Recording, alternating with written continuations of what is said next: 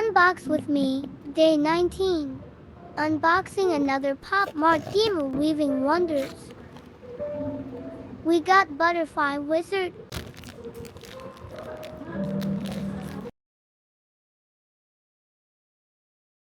Not my favorite though from this line, but still cute.